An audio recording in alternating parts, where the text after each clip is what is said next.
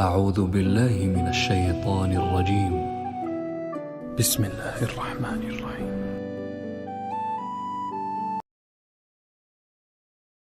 شروع اللہ کے نام سے جو بڑا مہربان نہایت رحم والا ہے۔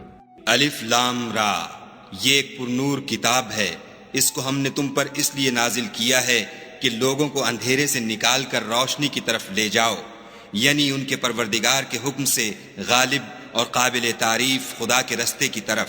وہ خدا کہ جو کچھ آسمانوں اور زمین میں ہے سب اسی کا ہے، اور کافروں کے لیے عذاب سخت کی وجہ سے خرابی ہے۔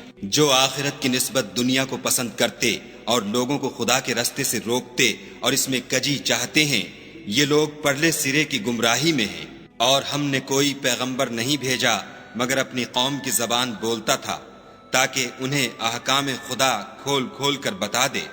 پھر خدا جسے چاہتا ہے گمراہ کرتا ہے اور جسے چاہتا ہے ہدایت دیتا ہے، اور وہ غالب اور حکمت والا ہے۔ اور ہم نے موسیٰ کو اپنی نشانیاں دے کر بھیجا کہ اپنی قوم کو تاریکی سے نکال کر روشنی میں لے جاؤ اور ان کو خدا کے دن یاد دلاؤ، اور اس میں ان لوگوں کے لیے جو صابر و شاکر ہیں قدرت خدا کی نشانیاں ہیں۔ اور جب موسیٰ نے اپنی قوم سے کہا کہ خدا نے جو تم پر مہربانیاں کی ہیں ان کو یاد کرو، جب کہ تم کو فرعون کی قوم کے ہاتھ سے مخلصی دی، وہ لوگ تمہیں بڑے عذاب دیتے تھے اور تمہارے بیٹوں کو مار ڈالتے تھے، اور عورت ذات یعنی تمہاری لڑکیوں کو زندہ رہنے دیتے تھے، اور اس میں تمہارے پروردگار کی طرف سے بڑی سخت آزمائش تھی۔ اور جب تمہارے پروردگار نے تم کو آگاہ کیا کہ اگر شکر کرو گے تو میں تمہیں زیادہ دوں گا، اور اگر ناشکری کرو گے تو یاد رکھو کہ میرا عذاب بھی سخت ہے۔ اور موسیٰ نے صاف صاف کہہ دیا کہ اگر تم اور جتنے اور لوگ زمین میں ہیں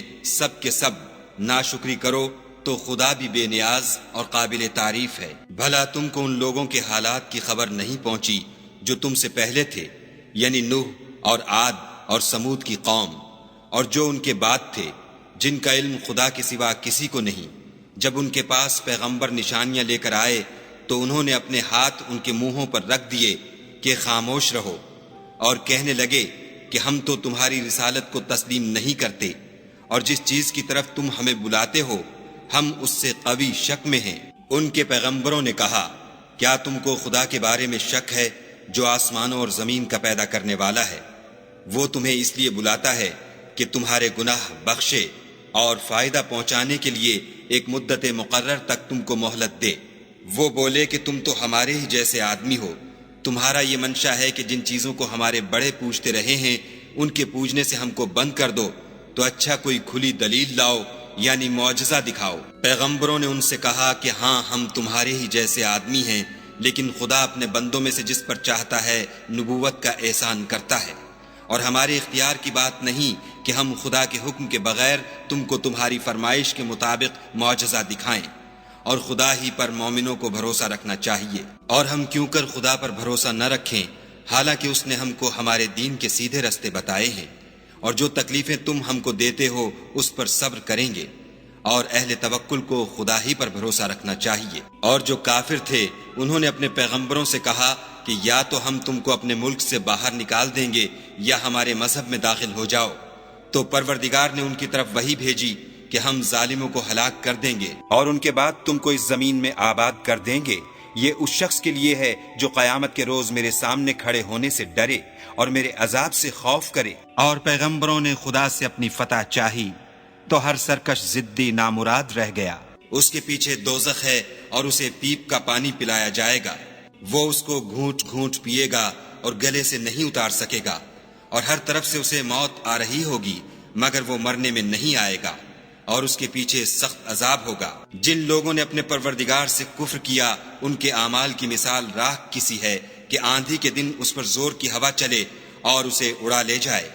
اسی طرح جو کام وہ کرتے رہے ان پر ان کو کچھ دسترس نہ ہوگی، یہی تو پرلے سرے کی گمراہی ہے۔ کیا تم نے نہیں دیکھا کہ خدا نے آسمانوں اور زمین کو تدبیر سے پیدا کیا ہے؟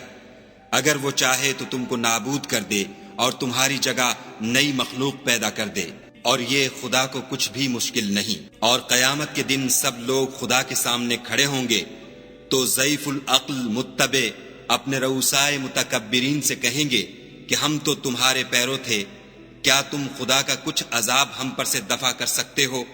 وہ کہیں گے کہ اگر خدا ہم کو ہدایت کرتا تو ہم تم کو ہدایت کرتے۔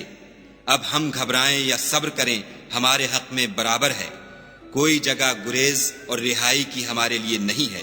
جب حساب کتاب کا کام فیصل ہو چکے گا تو شیطان کہے گا جو وعدہ خدا نے تم سے کیا تھا وہ تو سچا تھا، اور جو وعدہ میں نے تم سے کیا تھا وہ جھوٹا تھا، اور میرا تم پر کسی طرح کا زور نہیں تھا۔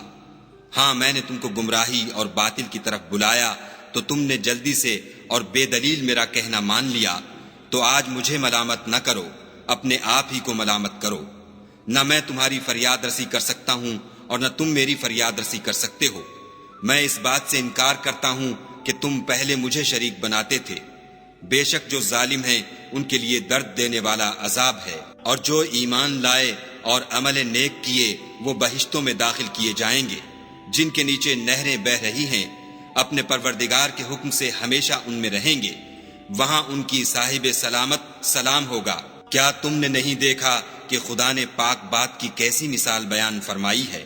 وہ ایسی ہے جیسے پاکیزہ درخت جس کی جڑ مضبوط یعنی زمین کو پکڑے ہوئے ہو اور شاخیں آسمان میں، اپنے پروردگار کے حکم سے ہر وقت پھل لاتا اور میوے دیتا ہو۔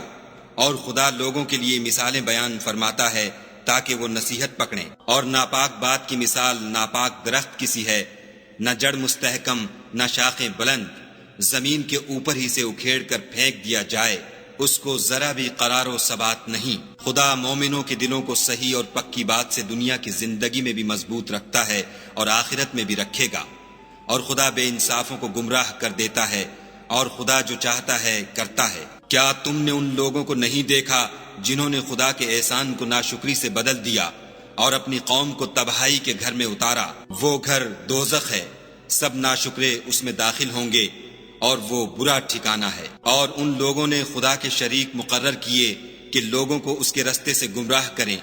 کہہ دو کہ چند روز فائدے اٹھا لو، آخر کار تم کو دوزخ کی طرف لوٹ کر جانا ہے۔ اے پیغمبر صلی اللہ علیہ وآلہ وسلم، میرے مومن بندوں سے کہہ دو کہ نماز پڑھا کریں، اور اس دن کے آنے سے پیشتر جس میں نہ اعمال کا سودا ہوگا اور نہ دوستی کام آئے گی، ہمارے دیے ہوئے مال میں سے در پردہ اور ظاہر خرچ کرتے رہیں۔ خدا ہی تو ہے جس نے آسمانوں اور زمین کو پیدا کیا اور آسمان سے مے برسایا، پھر اس سے تمہارے کھانے کے لیے پھل پیدا کیے، اور کشتیوں اور جہازوں کو تمہارے زیر فرمان کیا تاکہ دریا اور سمندر میں اس کے حکم سے چلیں، اور نہروں کو بھی تمہارے زیر فرمان کیا، اور سورج اور چاند کو تمہارے لیے کام میں لگا دیا کہ دونوں دن رات ایک دستور پر چل رہے ہیں، اور رات اور دن کو بھی تمہاری خاطر کام میں لگا دیا، اور جو کچھ تم نے مانگا سب میں سے تم کو عنایت کیا، اور اگر خدا کے احسان گننے لگو تو شمار نہ کر سکو، مگر لوگ نعمتوں کا شکر نہیں کرتے۔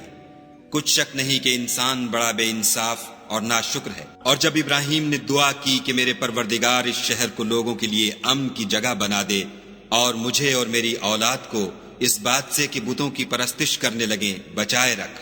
اے پروردگار، انہوں نے بہت سے لوگوں کو گمراہ کیا ہے، سو جس شخص نے میرا کہا مانا وہ میرا ہے، اور جس نے میری نافرمانی کی تو بخشنے والا مہربان ہے۔ اے پروردگار، میں نے اپنی اولاد میدان مکہ میں جہاں کھیتی نہیں تیرے عزت و ادب والے گھر کے پاس لابسائی ہے۔